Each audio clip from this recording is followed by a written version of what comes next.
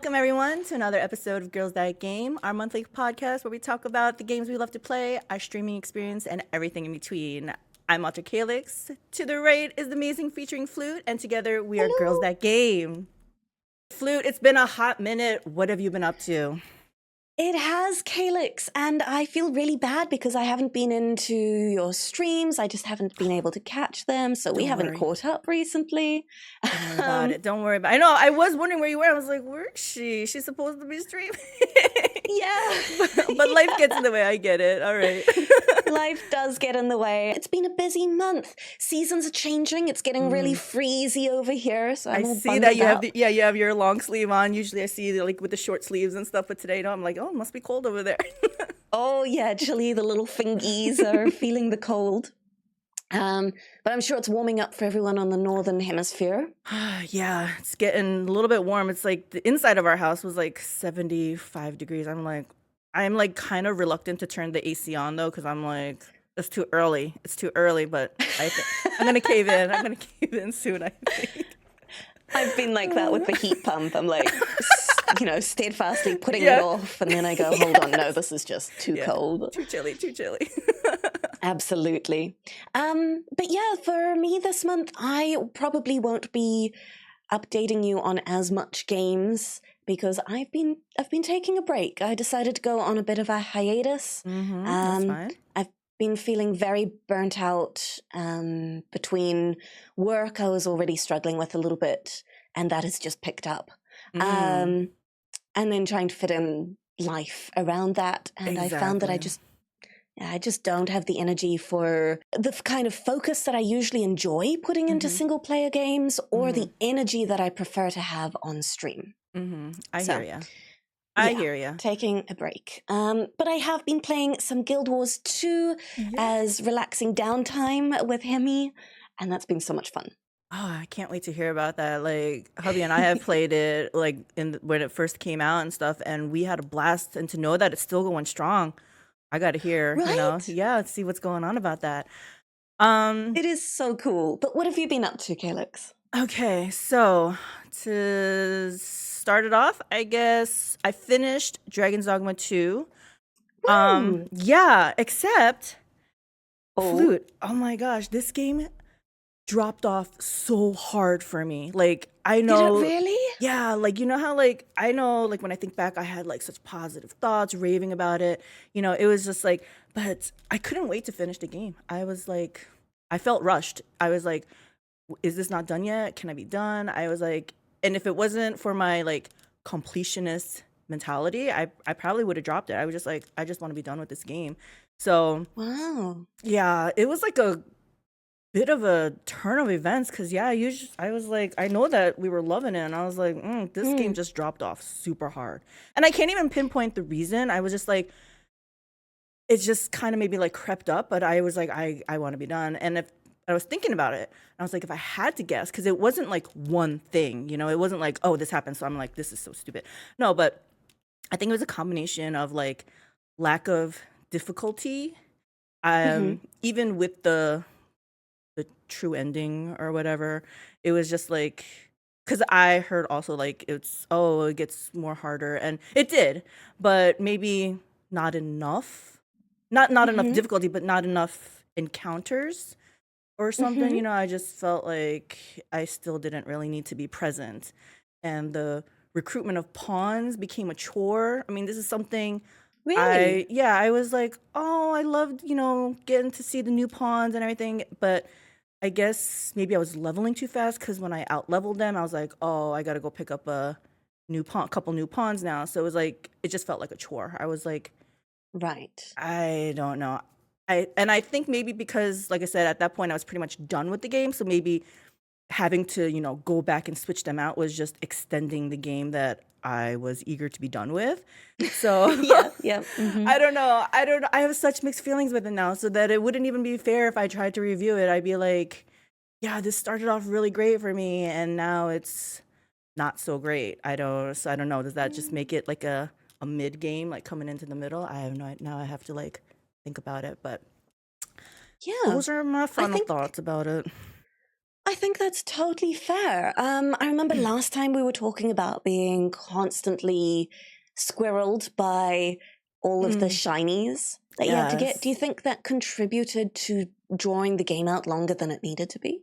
definitely. Because at one point, when I was listening back to our previous episode, I remembered commenting on, like, I felt like the game devolved into me just finding shinies, and Hmm. that shouldn't be what the game is about. The game, isn't about like just I mean, exploration and finding the shinies. I feel should, those are accents and details, added on to the main game. But I felt like my game just derailed, and that's all I was doing. And I was like, okay, this is not the real game, So maybe I did too much treasure hunting, something But something like also, that. you get a skill to get it. You get all these upgrade rewards for collecting all the collectibles. Mm-hmm. Um, as someone who doesn't usually like going after collectibles for the sake of collectibles' sake, Uh-huh. seeing that there was a little bit of fashion, maybe some new clothes hidden behind that, really motivated me to do it. Mm-hmm. Until, like we talked about last time, I just went, this is awful. Like, I'm actually having quite a bad time going after these. And I had to turn off the detection system. Yeah. So I don't know. Maybe that did contribute to Mm. my enjoyment decline. I don't know. All I know is I didn't enjoy it as much, but Oh, I'm that's sorry to hear. it's fine because we moved on from that to Monster Hunter World Iceborne. And Exciting! Okay, so sorry, before yes. you even get started, Yes. I played the base game Monster Hunter Mm-hmm, World. mm-hmm, mm-hmm. Set the scene. What is new with Iceborne? What's the story? What's it bringing to the table? Well, the first big change I saw is that they have something called layered armor, which is basically, transmog, like you can put on top of your armor so that it doesn't look like a hodgepodge. So you Amazing. can have sets, and there's different sets, I think, depending on as you progress, you get more unlocked type of thing. Mhm. And that it comes with the default one. It's like you're in a white furry, like, it looks like you're ready for winter type of thing, right? And I just keep that on. I don't care if I'm fighting in the desert or something. I was like, I just like how it looks because you know why? If I try on any other armor, I look so frumpy in it. But this armor, Yeah. this armor just kind of makes everything look nice. And I was like, I'm not taking this off. I do remember that. Like, your female characters often looked very overly bulky and Yes. I'm like, I don't want to look like yeah. that. Hmm. So another change is the hub, like the questing area. So Astera was the one in the base game, and then this one is in Celiana, it's called, but it's so much better, like organized. It just makes sense. Like to get to your housekeeper, you don't have to go into your room to talk to the housekeeper in there. Also, Oh. he's just Mhm. right there, like from the main little hub there. So the layout is freaking awesome, and of course the monsters have, I feel, a lot more hit points. And Really? yeah, it took us a while to kill like the first monster. But I think Wow. it ramps up because, the even though the monsters have a lot of hit points, but then we get better weapons along the way to, Hmm. help with that and stuff. And I think one of the biggest complaints when I read online for Iceborne was the introduction of the clutch claw. But we played with the clutch claw from day one, like because I guess when it was introduced, the base game was also introduced to it too. So did Hmm. you have clutch claw when you played too? I didn't know. Oh, okay. So even when we were playing World, we had the clutch claw. So it was like it wasn't even a transition. Like we've had it since we played it, so it wasn't a big deal. But for other people, it was a big deal, I guess, or at least for the comments. So I can understand because the clutch claw makes it so there's tenderized parts on the monster. So if you hit that, then you do more damage. Oh. So you tenderize the tail, Oh. tenderize the head, tenderize some of its legs or back, or certain parts are tenderizable. So yeah, if you get those parts tenderized for like, I don't know, 2 minutes or so, three, I don't know the exact timing, but yeah, so if you hit those parts, you, it does more damage. So the logic sounds good, but then I guess people Interesting. were opposed to it because that they had to do it in the first place type of thing because they didn't have Yeah. to, you know what I mean? So I don't Yeah. know. Yeah. So that's probably a big thing too, since the clutch claw wasn't introduced Well, for us it was, but I guess because we started so late in World, right? It just was part of it. Yeah, exactly. It was like a base game mechanic for you, whereas for other Exactly. people, it was suddenly you have to change the way you play. Yes, exactly. So for us, it wasn't a Mhm. big deal. I guess for others, it was.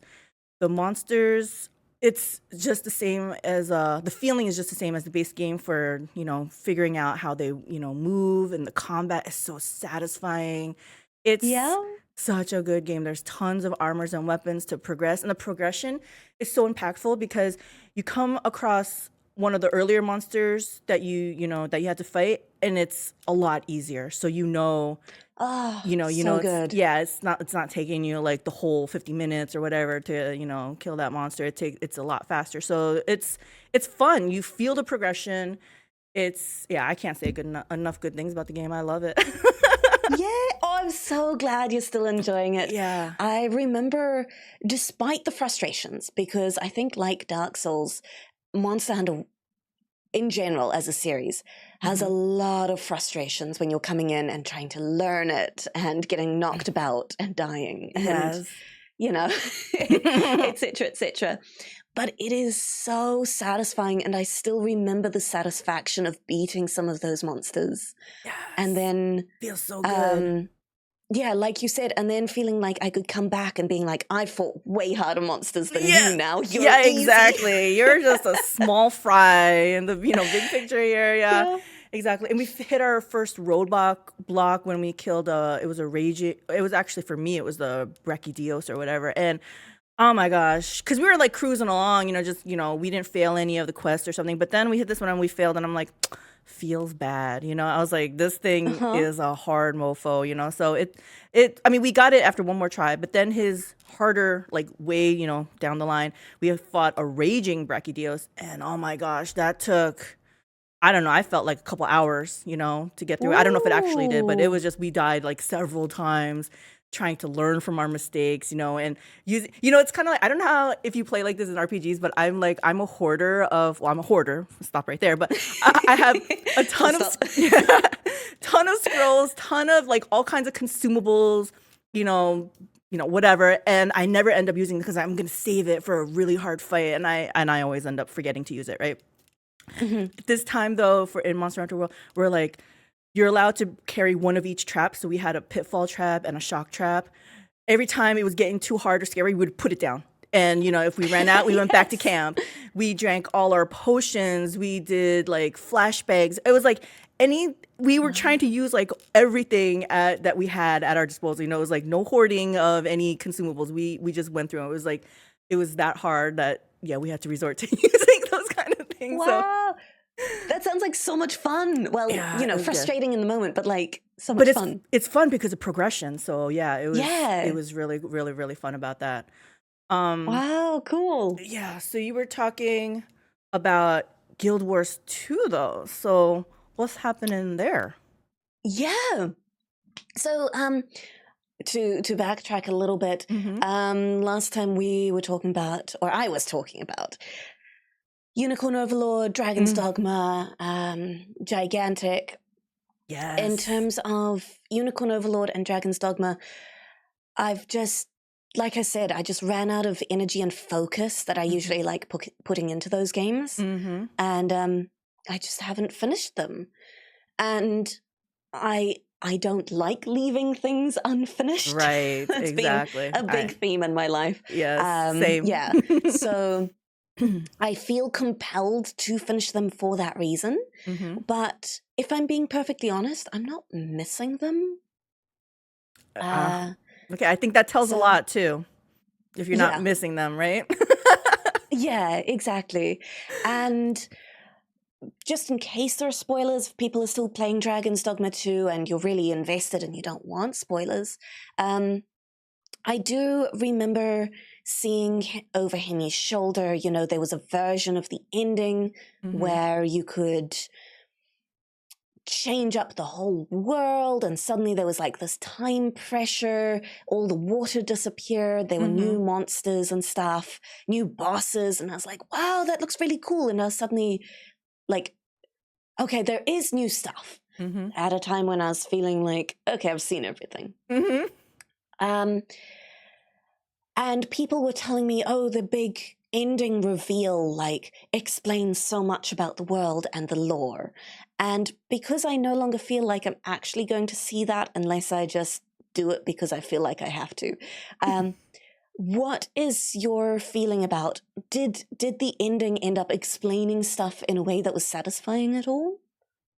Um, Honestly, I think I might have mentioned, I don't know if I mentioned it, but I'm gonna mention it now. Like the story is not, I feel like it's not that important to me. I'm gonna be honest, right? So I wasn't really invested in the story. I didn't feel like I know I just didn't feel involved enough. I mean, obviously it has to be, what we have to do and everything, but I did feel like I was just kind of going through the motions type of thing. So Mm. even though the ending revealed itself, I still was like, okay.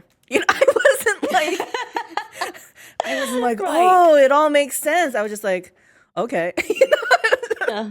Okay, yeah. And then I had to think about it, and I was like, so what does it really all mean? So I guess in a way, it didn't really clear up things for me, but I don't know if that's because I kind of checked out at that point, Mm-hmm.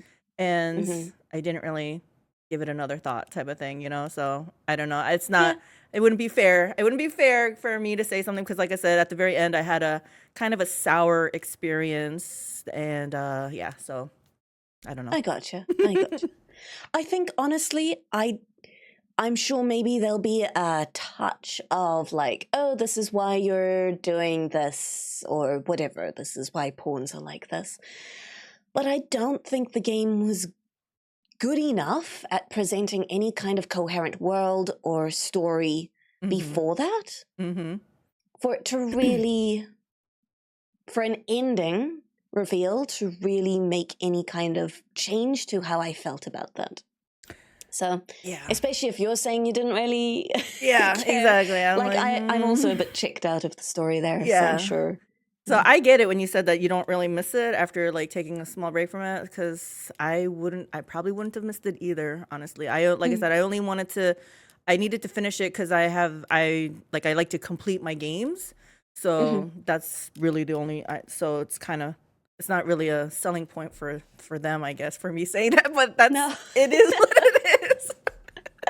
Yeah. I can't help but feel like it was such an amazing game right at the start. They had all these cinematics and like amazing Yes. intro character creation, and The character you creation was first run into amazing. a Cyclops. Yeah. Yeah. And it's this big event and like your early levels, and you have to run away from a monster until, for me, I encountered an Yeah. ox cart and all the guards jumped off and helped me kill it. Mm-hmm. That was so exciting. And then you get to like, okay, I'm powerful enough to take on everything by myself. Okay, now I've fought everything. Yeah, exactly. Eh?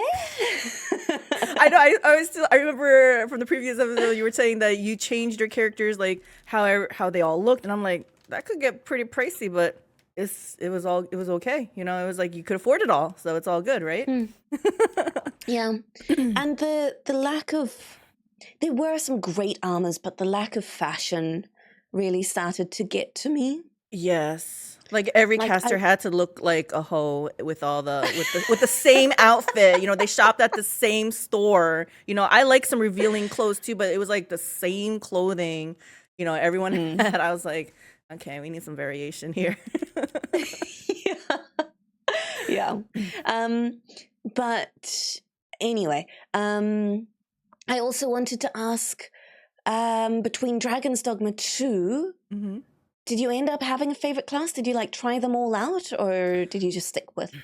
So the intention was I wanted to try every class out. But since I couldn't wait to finish the game, we kind of cut that part out. So I never tried Mystic Spearhand, I never tried Warfare, and I never tried Mage. Everything else I tried. So out of the ones I did try, I guess Magic Archer, because that's the one that I ended up using in the end, because I had them. The ones out of the ones I did try, I maxed them all out. So I was like, yeah, I like Magic Archer. We're gonna go with Magic Archer. So nice. yeah. Gotcha. Yeah, Magic Archer seemed cool. It seemed very powerful against all the late game bosses for the ice. Yeah, damage. Yeah, exactly. And I loved how it could. I just held down a key and it would like go to like it would highlight, I'm guessing, the weak points, the little circles on the Yeah. monster.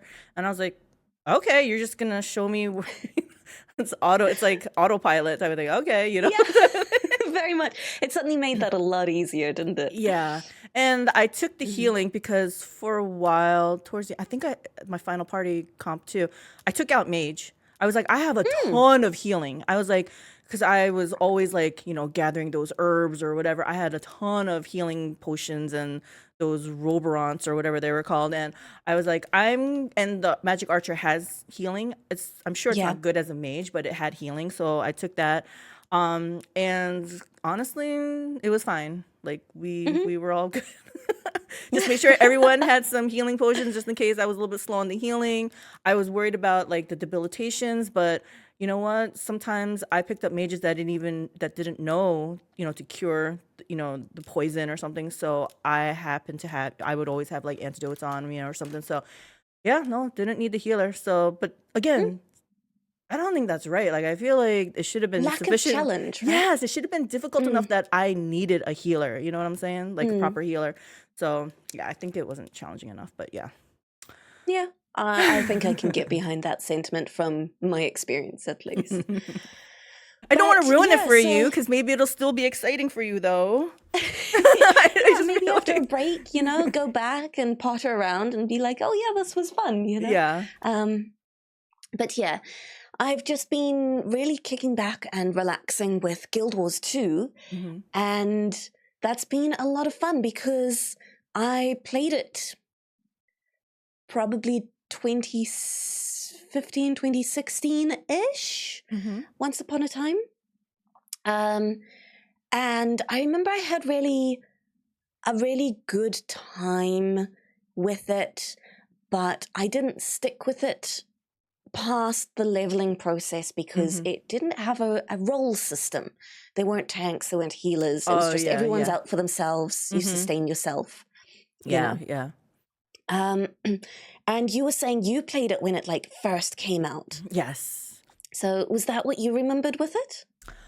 I just remember all good things. It didn't have, the trinity of classes, DPS, healer, tank type of thing. But they did have, it's kind of like they tried to do hybrids. So there were like the tankier types, like the Norns and stuff. You can do combos, water with whatever to do healing, but it's not targeted healing. It's like, and so it's not much healing either type of thing, right? So, I don't know. We loved it. We even did, I did, I don't know if hubby was still playing at the time, but I did the raids when they came out. And really? it was really fun and challenging. You got your was it called legendary weapons or something? I think it is, yeah. I remember I got mine. It was a staff with a little raven on it. So I played a little, what were they called? They were like the little rodent people. The Asura? Yes, the Asura. She was Coco Nib. She was so cute. I loved it. So yeah, it was. I just have fond memories. But so is it still as fun? Oh, we're having so much fun, and honestly, much more fun now. Because all I have is a positive impression of it in my memories. I don't actually remember all that much about it, except that I kind of just had enough and stopped playing at some point. Yeah, it gets like that. Yeah. Yeah.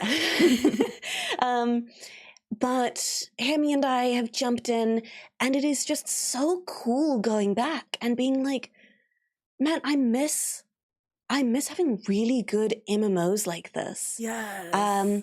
Where you can make decisions in Character Creator that impact your story going forward.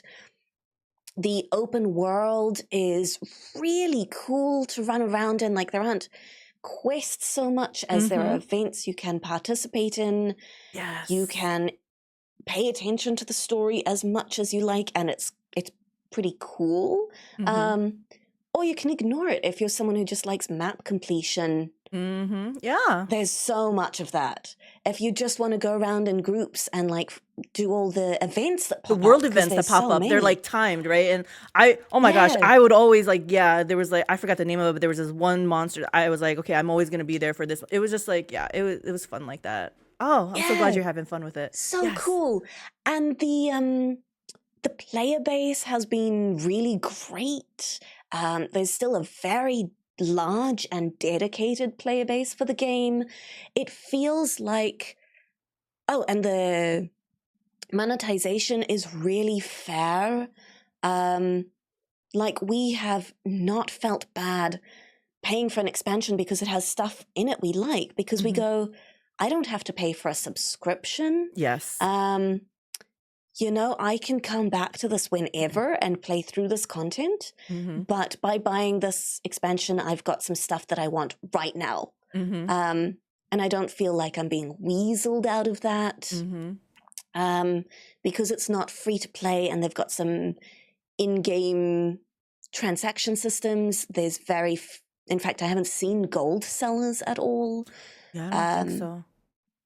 One of the things though, and I it's remember been they did great. have, I don't think it was considered like pay to win, but the monetization back when we played, it was, I think you get something like loot boxes, but when you opened them up, it would be like you had it was, I think it was like the same chance out in the world or whatever, but like maybe rare dies or something Mhm. like that. What kind of monetization do they have now? You were saying, do they give you boosts or anything or? Yeah, so there's definitely a lot of ways to pay for the game. I haven't felt that any of them are unfair, Mhm. or pushed upon you, but there are definitely some systems that I can see people taking issue with. Um, I think they're better than a lot of MMOs, but honestly, that's not always saying much. So yes, there are still those like loot boxes. You get a black lion chest in your inventory every once in a while. Mhm. It can be unlocked with a key that you can buy in Oh, the the real keys you can money buy, right? cash Yes, that's shop. what it was. Yes, I remember Yep. that now. Can you If I'm sell being the? honest, Could you sell those boxes though? yeah, you So can. you can, yeah, you can sell the boxes so that other people who want them can buy the keys to unlock them, type Hmm. of thing, right? Yeah. Speaking of which, Hmm. I just want to say, wasn't their auction Yeah. system so freaking awesome? So good. You can The just put a whole player, bunch of stuff up. So when you buy stuff in bulk, it doesn't have to be from one person. Okay, I gotta buy 20 from this person, 3 from this person, 5 from. You just buy it, right? yeah. Because like it was nice. It was Oh nice. my gosh. But yeah, touching on things that are just so good in the game, the player trading is just fantastic. Clearly the lifeblood of the game. It's very alt friendly as someone who likes making multiple characters. Mm-hmm. You've got shared bank, you've got shared crafting resources. Once you have a character to 80, there's a level 80 end game progression system that Oh. lets you kind of, yeah, this is new for me as well. I didn't remember this.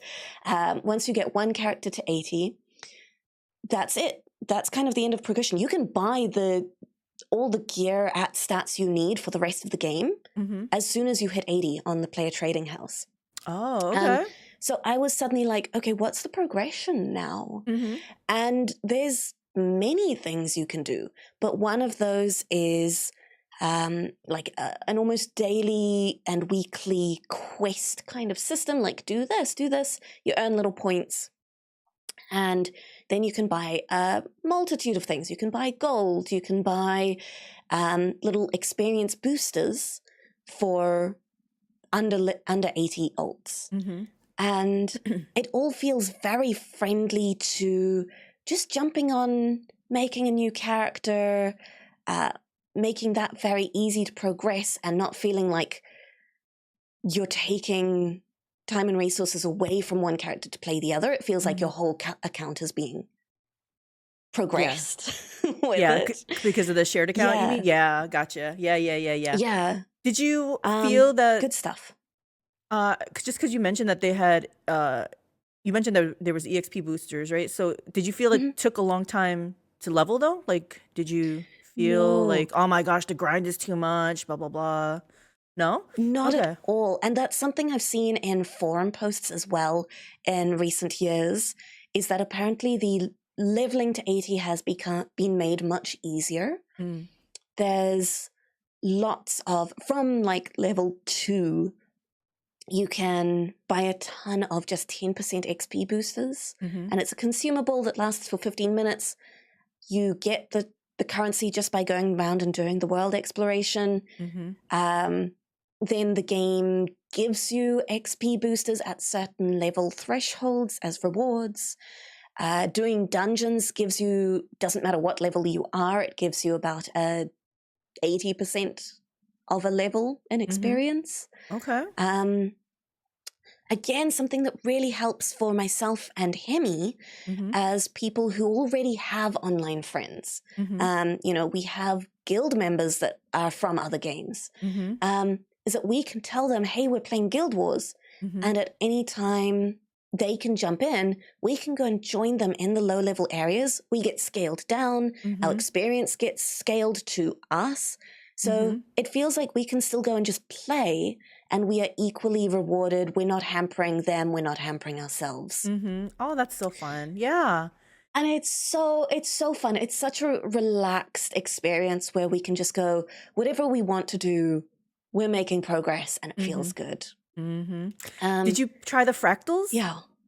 We haven't yet. We hit 80 like last night. Oh, okay. And we haven't even finished all the pre-80 dungeons. Oh, okay.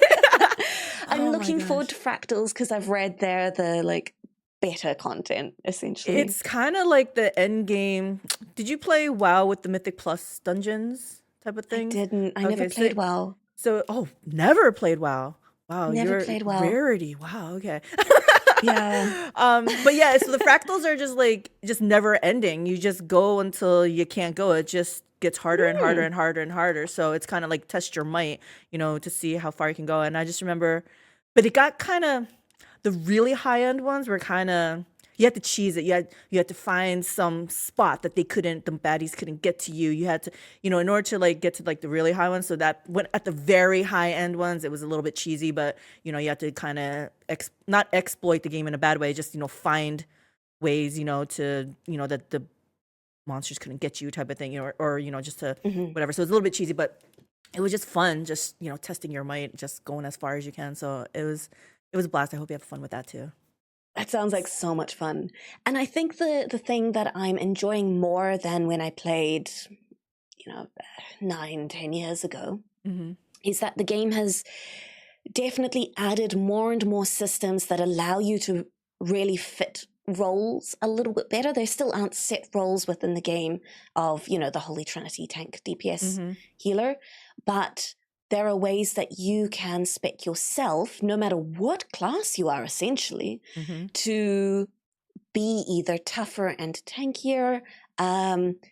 Lots more ways to fill a healing support utility kind of role than I remember. And every class has access to like at least a weapon and a specialization that can help them fit a support healing style or a survival style or a pure DPS style. And if I remember, you can just swap weapons on the fly too, right? Like, yes. Yeah, and the weapons change your abilities based on your class. And the elements so and much stuff customization. Too, right? Like I remember there was like water, like based on element too, right? Like you can have like water elements, and I'm sure there must have been like fire and stuff too. But yeah, that's why I've been able to get Hemi into the game in the first place. In fact, why I recommended we checked it out in the first place is he plays games for two reasons: if they have fire magic or if they've got dragons. So you made sure to tell him it's got fire magic. Yeah.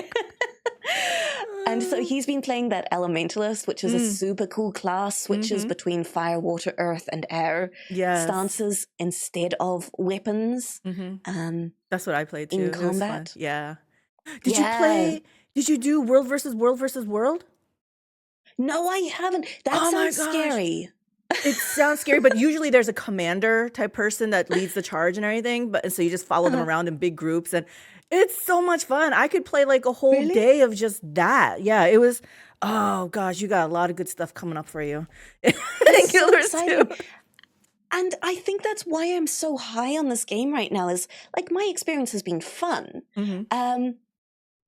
But looking into it, there is such a large and dedicated world v world player base, and such a large and dedicated player v player base. And I go, okay, this game is clearly doing something right, to have actually maintained these systems and these modes throughout the years. Oh god, I just remember it was so much fun. So Because depending, that's like, cool. it's 3 factions warring to, take over the map areas and stuff. So sometimes there was, strategy like, oh, let those two fight, and then we'll go and steal this other node. It was just so much fun. It was Ah. such a blast. So, oh, I missed that part so much. Oh, maybe it's time to poke my head into Guild Wars 2 someday, huh? Something soon. Maybe it's time to pop in. Yeah. See what's changed. Sounds like it's gonna.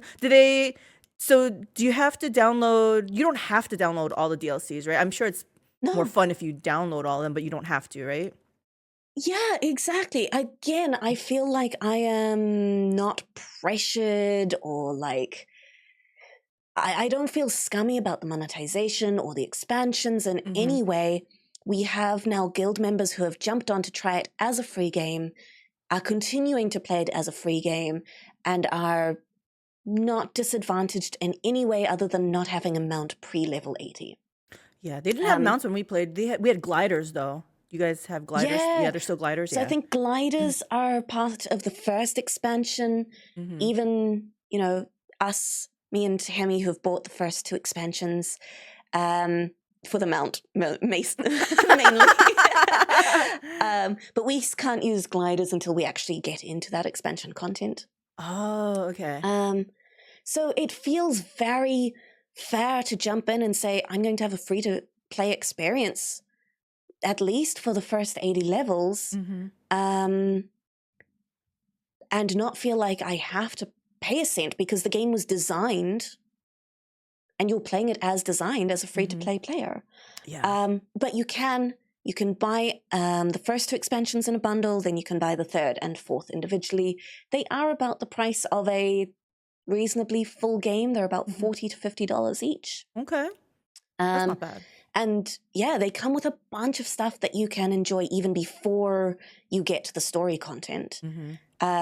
Again, mounts have been huge, but you also get elite specializations. So once you get to level 80, elite specializations are like an advanced class option. So, for example, yes, the Guardian is kind of your paladin cleric class.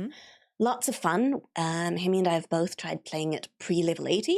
Got some great stuff. Again, you can spec into DPS, you can spec into being more tanky, you can spec into being very healery and like mage-like.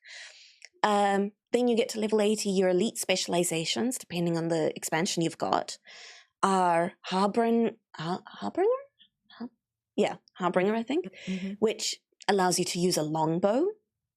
Okay. Suddenly changes you to like a ranged trap kind of class. Okay. Yeah, really cool stuff. You've got the Firebrand, which lets you use an axe and suddenly gives you like 3 stances you can switch between.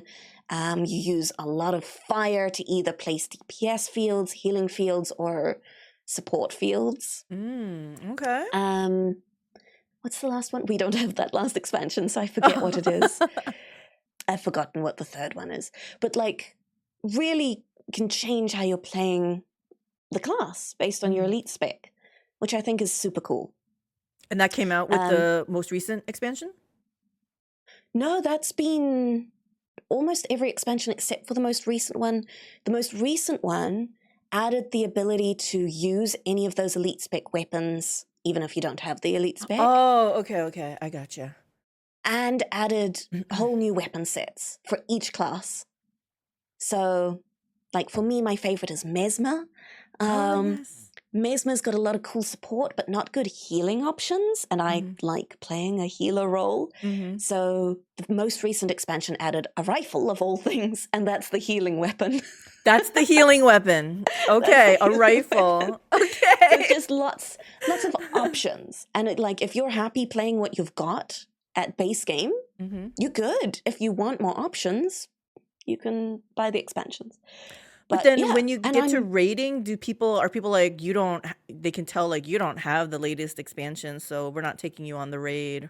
Like, I don't know how raiding is nowadays, but is it like toxic still type of thing, or?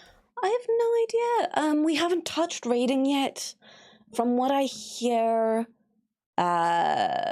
it's less that you need an expansion and more that you need to have the right spec to do your job. So maybe that does mean having the right expansion if you want to be a certain role. Yeah, I But have no idea. we'll But I have was to just find out. yeah, yeah. We'll look forward to hearing all your future endeavors and Guild Wars too. Yes. Adventures, yeah. But the player base has been so friendly. I remember I picked up Final Fantasy XIV and I went in and everyone was like, oh, you have to expect the player base to be so much friendlier than you're used to. Uh-huh. And it was Yeah. lovely. I enjoyed Final Fantasy XIV. There's a lot of things that hampered the experience that Guild Like Wars 2 has made much more approachable. like what? Because I play Final Fantasy XIV too, so just wanted to know the differences. Yeah. Yeah, and don't get me wrong, I loved Final Fantasy XIV. Uh-huh. I really did. But it was a very difficult game to play with friends. Oh. Like all of your story stuff, you have to leave a group to do. That's all solo. Yeah, I remember there's that. a lot of, if you want to progress your story, there's very little actual fighting. So you're kind of just running from point A to point B with a friend, maybe, if you're lucky, leaving the group to do the actual story, and then running from point A to point B again. Yeah. Okay, you just reminded me why. Yeah. It was very hard, again, to bring other friends from other games in once we had started, because as soon as your class is like, I forget what the level range is, but as soon as it's a certain number of levels above your friend, if you are playing with them, you don't get scaled down. They just stop earning experience. Really? Yeah. And I think it's to prevent people carrying you through. But it sucks because you go, okay, well, the class I've currently got is too high level to join you. I can't come play with you. Yeah. Or you just really won't progress at all. But I don't, maybe they changed that because I don't, because when we played, because we had a friend that and still plays it now, she would come and help us. But I felt like, I know she would do it just because she was nice and she was just doing it, but she wanted to level up her alts. So because you know what? I don't think we did story with her because she obviously did like the story probably 10 times over. But running those dungeons and it was like the daily quests, then they offered like more EXP to, so she was able to join us for that so she can level up her alt and stuff like that. But you're right. The story part, you probably couldn't help out. No, yeah, because with Smash, I couldn't do the story with Smash. So yeah, exactly. You can't do story together. The dungeons you can, and the dungeons scale you down. But in scaling you down, they remove skills. Yes. So then you're mashing buttons that don't work because they don't exist when you were that level. Yeah. And a lot of it, I do kind of understand the concept, but I didn't enjoy that implementation of it. Yeah. I hear you. I hear you on that. It was not alt friendly at all because you were meant to level all your classes on one character. But I like making multiple characters that look differently, right? Yeah, exactly. Yeah, I hear you on that. So yeah, don't get me wrong, I loved Final Fantasy XIV. I loved the world of Final Fantasy XIV. I really enjoyed once I got high enough level to get the classes I wanted. But a lot of the progress to get there was challenging in different ways. Anyways, and there was a subscription. Like you had to pay to play, and then you still have to be subscribed. So there was pressure to get through and play the game. Yep, and just keep playing it because you're paying for it type of thing. Exactly. So, yeah. Anyway, sorry, I did. No, I asked for it. I didn't want to make this a ditch based on Final Fantasy XIV. Don't get me wrong, I love that game. It's just much harder to play with people. Understood. What was I trying to say about Guild Yeah, I'm so sorry for derailing. Oh my gosh. No, that's okay. I forget what I was trying to say in comparison. I think it was just that I love that you can pay for the expansion and you're not locked into subscription. Yes. You're not locked into trying to get your friends to pay for it. it's a very easy and friendly experience. That's the whole reason I brought up Final Fantasy XIV. Sorry, is that they're acclaimed for having a great player base. Oh, And okay. I Yes, don't know if yes, things yes. have changed over the years, but the player base we've encountered in Guild Wars 2 has been so friendly and so excited for you to be excited about their game. And I think that's really cool. I think that is testament to a well-maintained and like well-developed game. I'm glad to hear that it's still friendly. Like I remember when we were playing, it wasn't toxic at all either. It's quite different. You said you never played WoW, but just even going in there and listening to trade chat, it's pretty toxic. Just listening right there. So there is that difference. But so I think it is like you said, just how they're obviously must be moderating it, maintaining it. There are certain expectations I feel because otherwise people would be acting out type of thing. But and maybe it's a more mature player base, not mature as an older, I but think, just mentality type of thing, so yeah, I think it really lends itself to people who can only play MMOs a little bit more casually because there isn't a gear grind. Once you've leveled to 80, there's no grind for gear unless you're doing legendaries and stuff, from what I understand. There is a system in-game in which you can pay for the paid currency, the gems, and then transfer that to gold. So, but you can do it the other way around. You can convert gold to gems. And I think that works very well for both demographics of MMO players. The players who are young and have lots of time, perhaps, or older, at home, lots of time, less money. So you can play lots of the game, turn that earned gold into the paid currency and still be able to get your stuff that way. Okay. Or people like us who have very little time, but maybe a little bit more money and can go, okay, well, I don't have the time to commit. I don't want to commit the time, but I want this thing. And I'm willing to give the game a little bit to get that. So you don't feel like it's an exorbitant amount, or whatever. Yeah.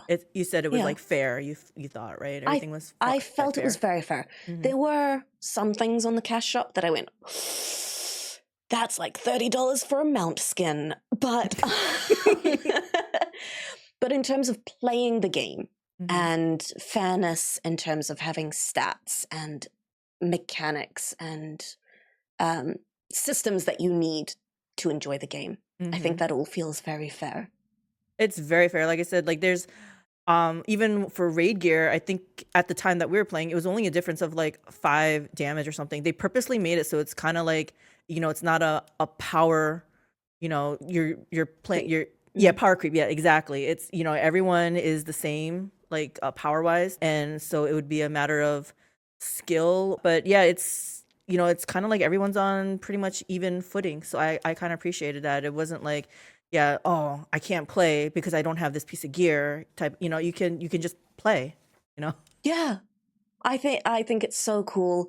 It's really working well for what we need at the moment. It's just a fun game where there is some challenge. Surprise, like we've been surprised with the level of challenge while leveling our characters. But it's also, it's not demanding exorbitant amounts of our time or money. And it's just fun. It's easy to jump into. Excellent. And it's fun. Sounds like a good endorsement there. Sounds fun. I'm actually kind of interested in it now too. So yeah, it's working. It's working. Might be worth popping in, checking it out. Yeah, exactly. I don't know when I'll have the time though. I started like a couple new games, so it's kind of like ooh. Okay, speaking of, what are the new games you've been trying? Okay, so King Arthur Legion 9 launched May 9th, so a few days ago, Thursday, and I streamed it for one day. This is the sequel to King Arthur Knight's Tale, which I absolutely love. Tactical, turn-based RPG. Yeah, it was so much fun. It just made sense. The battles were extremely fun. It's kind of like, have you ever played it? I haven't. I have, to be honest, I have no idea what it is. Okay, so what really is interesting and different from the other like D&D type RPGs is that there's no like roll for initiative. So Mm-hmm. your party gets to go all at once. They use up all their action points, and then the other, well, the computer, the whatever, the other team gets to use up all their action points, and you switch off like that. If you're being ambushed, they go first. Otherwise, I think you pretty much go first, type of thing. So Oh. it's different like that, and it's positional. This is not specific to this game, but like don't show your back. So how you end your turn matters, because you might get backstabbed or something. And to me, it might be a little, I don't know, maybe somebody might think that's tedious or something. But to me, it kind of makes sense. It's like, if I'm showing my back, you should get a backstab on me, type of thing. They would do Mm-hmm. more damage. So it's just really fun. I had a blast with Knight's Tale, so I was looking forward to King Arthur Legion 9. Yeah. Um, but the voice Ooh. acting was really bad. Oh no, really? Yeah, and I know I've mentioned this before in other games about voice acting, but it was like so horrible. I was like, is this gonna impact, my view of this game for, the rest of the playthrough? I was like, it was just so bad. I was like, I didn't even mean to, but then here I am, like, I was just like, they talk just like office workers. They don't sound like undead Roman soldiers, I was like, Right. was this guy like an accountant in his like, previous life before he became this Roman legionnaire, whatever. So I was just like, it's ruining the immersion. Thankfully, I guess Mm-hmm. there's not much story. So, there is a story, Okay. but I'm mostly in it for the battle, and the battle is exactly how I remember it. So Yeah. that brings me the same joy.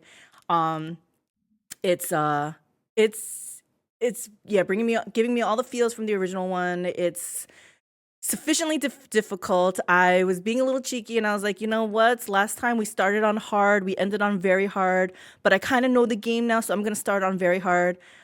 Second mission, I put it back down to hard. It was Really? Ooh. yeah, I was like, okay, I gotta put this back Okay. down to hard. With the full intent of Good going back up challenge to, then. yeah, very hard. I'll go up to very hard a little bit later, but yeah, for right now, it's on hard. But yeah, so it's challenging, it's fun. You get the moments of like, yes, like I had my party like down. Everyone had like a sliver of health, but it was one of those. You don't have to kill everything. You just have to reach like the goals. Like this one Mhm. was to like light some fire. So as long as you light the Ah, five fires and stuff. cool. So as soon as we lit the five fires, I was like, I hope to God I don't have to light the sixth one. I hope the fifth one lights the sixth one. And sure enough, it did. And I was like, thank God, because I was like, we're gonna be dead in the next turn. So Whoa! yeah, so it has I some. love having alternate objectives to just kill everything. That's Yeah, fun. yeah. So it's really good. And then, so I only streamed a day of that, and then I got an invite. I got a key from Wildermyth. I'm part of their Discord and stuff. And then they're like, we liked working with you in the past. Do you want a key for the upcoming DLC that's releasing next week? And I was like, heck yeah. I was like, when can I start streaming? Oh They're my like, now. God. I was like, what? So yeah, What? I abandoned King Arthur. I was like, so I only got to stream yesterday with it. So King Arthur came out Thursday. I got the invite to play Wildermyth Omen Road on Friday. So I streamed that. And then I'll probably, after this recording, stream some more of Wildermyth Omen Road. And this game is, have you ever played Wildermyth? I have, and I loved it. Okay, I was gonna say, I was like, this sounds like What a- some game that you would play too. Yeah, I think that you would enjoy if you didn't play. Okay, I'm so glad to hear that you played it too and enjoyed it. How much of it did you play, the Wildermyth? That's a great question. I played it on kind of a weekend when I was in a really weird mood. Uh-huh. And looking for something different. And I spotted it and I went, that looks cute and fun. And I think I just absolutely binged it that weekend. Mm-hmm. And didn't really go back to it after that. Gotcha. So I can't remember very well how much I did. I definitely did a campaign story. Mm-hmm. And then I think I did a random or a couple of random ones. Mm-hmm. If Gotcha. that's how it worked. You'll have to remind me. You can do, I think there might be random ones. There definitely are random ones that is like just, you get to pick, it's either 3 or 5 chapter campaign. So then it's just, Mhm. there's really not much of a story. So there's 5 Mhm. campaigns, I think there was in the base one, and you can go through that, and then after that, if you want just more, you can just do I think it's kind of like a randomizer. I absolutely love that game. I played the heck out of it, 100% achieved it. I went back and just Wow. did campaigns on their hardest difficulty, walking lunch. It was so awesome, right? Wow, Yeah, cool. it So was to so set good. the scene for people who aren't familiar with Hmm. Wildermyth, Yes. from what I remember, and you'll Hmm. have to correct me, it's very D&D inspired, and it's got this beautiful art style, Oh, almost I like a love little it. pop-up book. Yes, Um, it's like little board pieces that you move along. yeah, Yeah, I love it. It's so cute. it's Yes. it's gorgeous. It's got some really cute animations that work with the little like pop-up paper Mhm. cutout Mhm. look. Mhm. Um, and what's really, really cool about it is you start with a very young, inexperienced character and set of characters. And based on choices you make through either like really cool story campaigns or just randomly generated missions, Mhm. you stumble into different events that can permanently alter your characters. They can lose arms, they can Yes. gain wings, they can Mhm. like There's transformations. Yeah. transformations, and you play with them as they go through phases of life and they get older and you see them gray Yeah, and they age out. That's the hardest they part of do. that game. If Yeah. you play a 5 chapter game and it's a warrior or a hunter, they will age out. And Yeah. the mystic usually can last to the 5th chapter. Yeah, so I wasn't sure how I was gonna handle it because I would get so attached to my people, but they have this legacy system that's really Yeah. fun. So once you finish the Oh my campaign, goodness. you can promote them to your legacy. They become a legacy hero, and you can choose to pick them in your next campaign. They get to keep their weapons, but it's scaled down. But they keep everything, their armor and their weapon. It's just a scale down. So it's super fun. You see them grow old. You see them come back. They have children, and like. Yes, that's right. And it's not just mechanically, although it is mechanically, but it's story-wise, and you get to see them have these little interactions with each other. Yes. Sometimes they'll form relationships Yup, together. or rivalries. It's so much Yeah. fun. Yeah. They say roguelite, which I have not played Mhm. a roguelike or roguelite game, but hubby has. And Really? he immediately recognized the node map, I guess. I guess Mhm, that's mhm, usually typical of like the roguelike games. So mhm. that's the biggest difference between the base game and this DLC. There's no overland map to explore anything. You're going along the node map, and so it branches. So you pick and choose, what path you want to take. The story is amazing. I'm all in. I love this game. I love the base game. Oh, The DLC is still great. The battles are pretty much the same. So if anyone enjoyed the base game, they're gonna love this too. And then there's like the challenge mode, which still uses the node map, but I guess there's no story involved, and it's just battle after increasingly hard battle. I'm looking forward to mhm. trying that out as well because I just love the combat system in here. So That's awesome. I yeah, think I might have I to love go it. back because I loved that game, and it's cool to hear Yes. that it's getting new stuff. It was $9.99 US for the expansion. So I was just like, you know what? I feel like it is a steal. Like it's so great. Just Yeah. this campaign alone is like really good. If anyone else loves tactical turn-based goodness and story, please check out Wildermyth. It's so good. So good. Or if you love your D&D parties and you wish you got to see more of games showing their life as adventurers, Mm-hmm. amazing. Great game. Yes. Alrighty. So I think are we done with everything we want to discuss about the games that we've been playing? Yeah, I think we've covered everything we've been playing. All right, guys. So that's a wrap. For those that want to catch us outside the podcast, Flute, where can everyone find you? All right, you can find me on Twitch and YouTube at featuringFlewt, on TikTok at FT_flute. Do be aware that I am on hiatus at the moment, and that's probably going to be for a couple of months as some things come up in life. But I'd love you to head on over there, and you'll be notified when I'm back live and running. Yay! And I'm AlteredCalyx. You can find me on Twitch, YouTube, Twitter/X, all under AlteredCalyx. That's it for us. Thank you for tuning in to episode 5 of Girls That Game. We'll see you guys next time. Bye. Bye-bye!